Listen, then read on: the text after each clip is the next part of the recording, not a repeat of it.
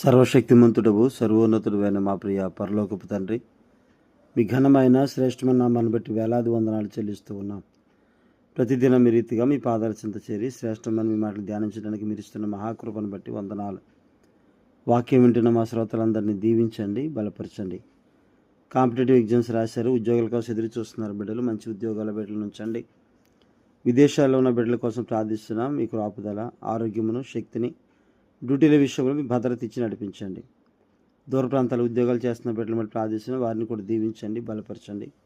Hostel నుండి చదువుతున్నారు బిడ్డలు, అందరినీ దీవించండి, బలపరచండి. ఆరోగ్యమును, చక్కని జ్ఞానం ఇచ్చి నడిపించమని అడుగుతున్నాం. అనారోగ్యంగా ఉన్న వారి గురించి ప్రార్థిస్తున్నాం. ఆరోగ్యము దయచేయండి, బలపరచండి. శ్రేష్టమైన ఆరోగ్యంతో బిడ్డలు నింపండి, నడిపించండి.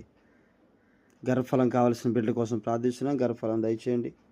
వివాహాలు కావాల్సిన బిడ్డలు ఉన్నారు, వివాహాల వరకు అనుగ్రహించండి. మీ కృపా కనికరముతో నింపండి. అన్ని సంఘాల్లో ఉన్న సకల పరిశుద్ధులకు మీ కాపుదల భద్రత ఇచ్చి నడిపించమని యేసయ్య పరిశుద్ధ నామములో అడిగి వేడి ప్రార్థిస్తున్నాము తండ్రి, ఆమేన్. అందరికీ వందనాలండి. 23వ అధ్యాయాన్ని మనం కంప్లీట్ చేసుకున్నాం. ఈరోజు 24వ అధ్యాయం, కీర్తనలు 24వ అధ్యాయాన్ని మనం ధ్యానం చేద్దామండి. 24వ అధ్యాయంలో మనకి 10 చరణాలు ఉన్నాయి. వాటి వివరణ కూడా మనం చూద్దామండి. మొదటి 2 వచనాలు రాజు హక్కు గురించి తెలియజేస్తారు. 3 నుండి 6 వచనాలు రాజు యొక్క పిలుపు గురించి తెలియజేస్తారు. 7 నుండి 10 వచనాలు ప్రభు వస్తున్నాడు అనే విషయాన్ని గురించి తెలియజేస్తారు. 24వ అధ్యాయం మొదటి 2 చరణాలు మనం ధ్యానం చేద్దామండి. భూమియు దాని సంపూర్ణతయు, లోకమును దాని నివాసులను యెహోవావే. ఆయన సముద్రముల మీద దానికి పునాది వేసెను, ప్రవాహ జలముల మీద దానిని స్థిరపరిచెను. ఈ మొదటి 2 వచనాలు ప్రభువు తన హక్కును పొందుట అనే విషయాన్ని మనం చూస్తాం. పరిశుద్ధమైన మందసము యెరూషలేముకు తిరిగి రావడాన్ని పురస్కరించుకొని ఈ కీర్తన రాయబడింది. ఫిలిస్తీయులు మందసాన్ని 7 నెలలు తమ వద్దే ఉంచుకున్నారు. చివరకు దేవుని ఉగ్రతను తట్టుకోలేక మందసాన్ని తిరిగి దాని స్వస్థలానికి పంపించి వేశారు. సమూయేలు, సౌలు రాజు యొక్క దినాల్లో మందసం కిర్యత్సాయిములో ఉండిపోయింది. దావీదు సియోను కోటను యెబూసీయుల వద్ద నుండి స్వాధీనపరుచుకున్న తర్వాత మందసాన్ని యెరూషలేముకు తెచ్చే ప్రమాదకరమైన ప్రయత్నాన్ని చేశారు. ఇప్పుడు మరొకసారి మందసం స్వస్థలానికి ప్రయాణమైంది. మందసాన్ని తీస్తున్న సమయంలో అర్పించిన బలులను గూర్చి, సంగీత నాట్యాలను గూర్చి చరిత్ర మనకు చెబుతుంది. యెరూషలేములో దేవాలయం నిర్మించినప్పుడు అనుదిన ఆరాధనా క్రమంలో భాగంగా రకరకాల పాటలు పాడేవారు. సోమవారం 48వ కీర్తన, మంగళవారం 82వ కీర్తన, బుధవారం 94వ కీర్తన, గురువారం 81వ కీర్తన, శుక్రవారం 93వ కీర్తన, విశ్రాంతి దినం శనివారం 92వ కీర్తన పాడేవారు. ఆదివారం 24వ కీర్తన పాడేవారు. యేసు ప్రభు మరణపు సంకెళ్ళు తెంచి సమాధి నుండి లేచిన దినాన దేవాలయపు గాయక బృందం విజయాన్ని సూచించే ఈ మనం చెప్పుకోబోయే 24 కీర్తన వాళ్ళు పాడేవారు. ఈ మొదటి 2 వచనాల్లో భూమి మీద ఉన్నవన్నీ యెహోవావే, ఎందుకంటే వాటిని సృష్టించింది ఆయనే. ద్వితీయోపదేశకాండం 10వ అధ్యాయం 14వ వచనంలో ఈ మాటలు రాయబడ్డాయి. చూడుము, ఆకాశము, మహాకాశము, భూమియు అందున్నదంతయు నీ దేవుడిని యెహోవావే అని చెప్తున్న మాట చూస్తే, లోకం అనే దాన్ని హీబ్రూ బైబిల్లో టెవెల్ అనే మాట రాయబడింది. భూమి మీద నివసిస్తున్న మనుషుల్ని ఇది సూచిస్తున్నట్టుగా మనం చూస్తున్నాం. కీర్తనల 19వ అధ్యాయం 4 నుండి 6 వరకు చూస్తే, 4వ వచనం నుండి 6వ వచనం వరకు, వాటి కొలనులు భూమి అందంతటా వ్యాపించి ఉన్నది, లోక దిగంతముల వరకు వాటి ప్రకటనలు బయలువెళ్ళుచున్నవి. వాటిలో ఆయన సూర్యునికి గుడారం వేసెను. అతడు తన అంతఃపురంలో నుండి బయలుదేరు పెండ్లి కుమారుని వలె ఉన్నాడు. 6వ వచనం, అతడు ఆకాశమును ఈ దిక్కు నుండి ఆ దిక్కుకు బయలుదేరి ఆ దిక్కు వరకు దాని చుట్టూ తిరిగి వచ్చున్నాడు. అతని వేడిమికి మరుగైనది ఏదీ లేదు. భూమి నీళ్ల మీద నిలిచి ఉందని ప్రాచీన ఇశ్రాయేలు భావన. 136వ కీర్తన 6వ చరణం, నిర్గమకాండం 20వ అధ్యాయం 4వ చరణంలో. అంటే సముద్రముల మీద, ప్రవాహ జలముల మీద అనే మాటలు పై భావాన్ని తెలియజేస్తూ ఉన్నాయి.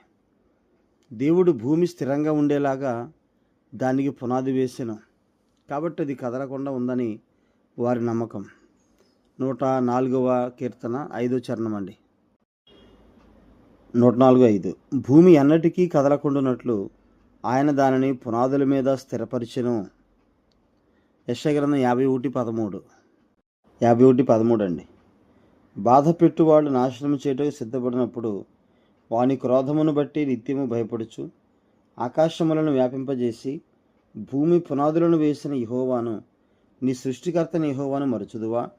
బాధ పెట్టువారికి క్రోధము ఏమాయెను?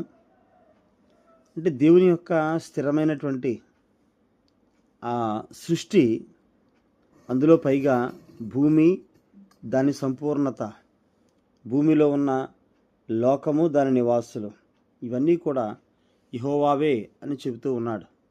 కాబట్టి దేవుని యొక్క సృష్టిలో, ఈ సృష్టి క్రమంలో మనందరినీ కూడా దేవుడు ఆయన స్థిరపరిచాడు.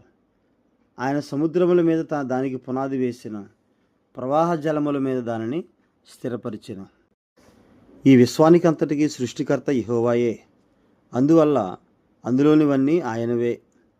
మనుషులంతా ఆయన సొంతమే. ఈ లోకంలో మనం వాడుకునేవన్నీ మన సొత్తు కాదు, అవి దేవునివే. సాటి మనిషికి మనం చేసేది ఏదైనా దేవుని ఆస్తికి చేసినట్టే.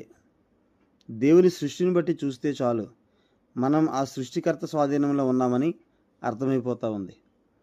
పై వాటిలో దేనికైనా, లోకానికి, పాపానికి, సైతాను శక్తికి, దేనికైనా మనల్ని మనం ఇచ్చివేసుకుంటే దేవుడు మన సొంతదారుడు కాదు అంటున్నమాట. అంటే మనం దేవుని బిడ్డలము, దేవునికి చెందిన వారం కనుక మనము దేవునికి మాత్రమే స్తుతి మహిమ చెల్లిస్తూ, దేవునికి మాత్రమే, దేవుని ప్రజలకు మాత్రమే మనము మంచి కార్యాలు చేయాలి. అలా కాకుండా మన జీవితాన్ని, మన యొక్క సమస్తాన్ని సాతానికి అప్పగిస్తే తప్పనిసరిగా వాడి ఆధీనంలో ఉంచుకొని వాడు తన ఇష్టం వచ్చినట్టు నడిపిస్తాడు, తన ఇష్టం వచ్చినట్టు నాశనం చేస్తాడు. అలాగే నిర్గమకాండం 9:29లో మనం చూస్తే అండి, మోషే అతను చూచి, నేను ఈ పట్టణము నుండి బయలు వెళ్ళగానే నా చేతులు యెహోవా వైపు ఎత్తెదను. ఈ ఉరుములు మానును, ఈ వడగండ్లను ఇక మీదట పడవు. అందువలన భూమి యెహోవాదని నీకు తెలియబడును. భూమి దేవునిదనే విషయం మనకి తెలియాలి. అట్లాగే యోబు గ్రంథం 41:11లో మనం చూస్తే అండి, నేను తిరిగి ఇయ్యవలసి ఉండినట్లు నాకు ఎవడైనాను ఏమైనా ఇచ్చినా ఆకాశ వైశాల్యం అంతటి క్రింద ఉన్నదంతయు నాదే కదా. దేవుడు మాట్లాడుతున్నాడు. ఆకాశ విశాలములో ఉన్న అన్నీ కూడా నావే అని ఆయన మాట్లాడుతూ ఉన్నాడు. ఇక్కడ 24:1-2లో కూడా అవే మాటలు మనం చూస్తామండి. భూమియు దాని సంపూర్ణతయు, లోకమును దాని నివాసులను యెహోవావే. అంటే భూమి మీద ఉన్న ఏ సృష్టి అయినా ఆయన చేసింది గనక, ఆయన చేతి పని మనం గనక ఖచ్చితంగా మనము ఆయన వారము. ఆయన సముద్రముల మీద దానికి పునాది వేసెను, ప్రవాహ జలముల మీద దాన్ని స్థిరపరిచెను. 100వ కీర్తనలో కూడా ఈ మాటలు మనం చూస్తాం. మనము ఆయన వారము, మనం ఆయన మేపడి గొర్రెలము, మనం ఆయన ప్రజలము అనేటువంటి మాటలు అక్కడ మనం చూస్తాం. కాబట్టి మనం పూర్తిగా ఆయనకు చెందిన వారము. ఆయన సృష్టి, ఆయన చేతి సృష్టి గనక మనము తప్పనిసరిగా ఆయన్ని మనము స్తుతించాలి, ఘనపరచాలి, మహింపరచాలి. అంతకంటే ప్రాముఖ్యంగా ఆయన కోసం జీవించాలి, ఆయన కోసం మాత్రమే బతకాలి ఈ లోకంలో. కాబట్టి అటువంటి భాగ్యాన్ని దేవుడు మనందరికీ ఇస్తూ ఉన్నాడు. రక్షణ పొందిన మనం, దేవుని మీద ఆనుకోవలసిన మనం ఏ రీతిగా ఉంటున్నామో మనల్ని మనం పరిశీలించుకుందాం. అంటే దేవుడిచ్చిన జీవితాన్ని దేవుని కొరకే జీవించడం అనేది అత్యంత భాగ్యవంతమైనటువంటిది. మనమైనా, మన బిడ్డలైనా, మన కుటుంబంలో ఉన్న ఎవరైనా కూడా రక్షణ పొంది, మారు మనసు పొంది, ప్రాముఖ్యంగా ఇదంతా దేవునిదనే విషయం తెలిస్తే తప్పనిసరిగా మనం దేవుణ్ణి స్తుతించక మానము, దేవుణ్ణి మనము ఆరాధించక మానం. అటువంటి దేవుని కృపలో మనం బతుకుతూ ఉన్నప్పుడు కృతజ్ఞతగా మనము మన జీవితాన్ని ఆయనకి సమర్పించి ఆయన కొరకు జీవిద్దాం. దేవుడు తన మాటలు దీవించును గాక. ఆమేన్. అందరికీ వందనాలండి.